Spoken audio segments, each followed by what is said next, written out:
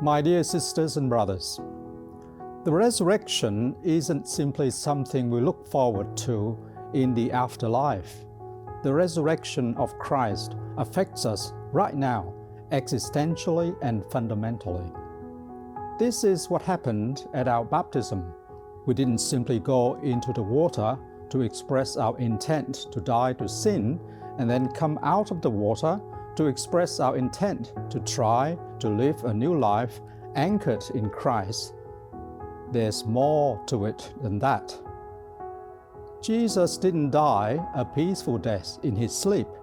His body was subject to torture and humiliation in the last hours of his life. On the cross, he was naked, beaten, tormented, and completely broken. But in death, Jesus underwent a total transformation. On Good Friday, he was a wreck, and on Easter Sunday, his broken body was transfigured. As St. Paul puts it, the perishable has been clothed with imperishability and the mortal with immortality. The crucifixion, death, and glorious resurrection of Jesus teach us that our human existence is not simply extended. It is transformed by virtue of our being made one with Him. Christ emerged from the tomb with a transformed human risen life. We emerged from our baptism with a participation in the same life Christ received when He rose from the dead. This is the only life Christ has, and it is this life that He gives to us, His transformed, human, and risen life. Think about it. This is the life that is nourished within us at every Eucharist. At the Eucharist, we join with Christ in His dying and rising. At communion, we come forward and sacramentally unite with the risen Christ.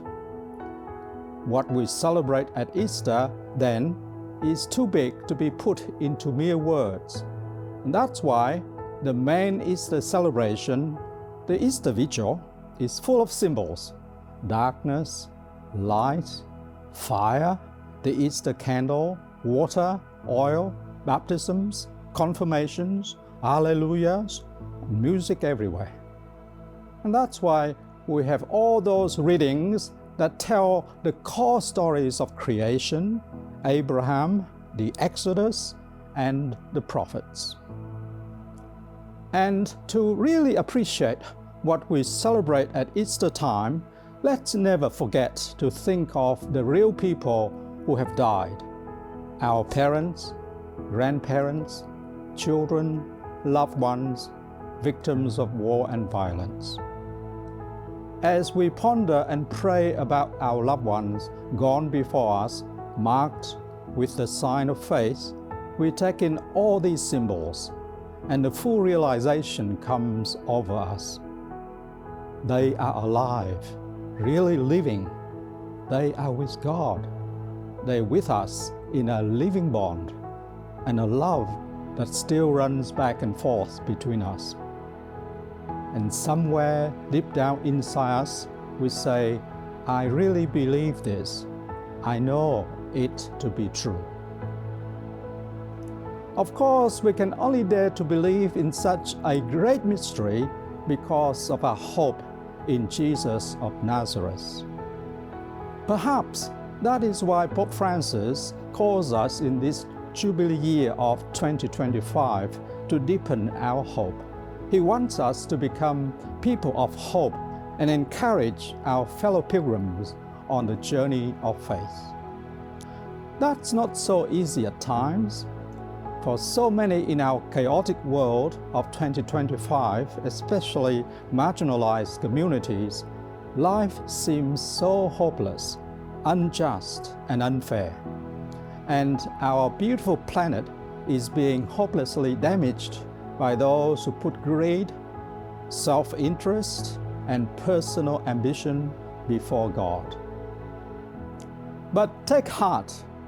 Christ By his dying on the cross and his rising to transformed human life has opened the door of hope and shown the way for us all.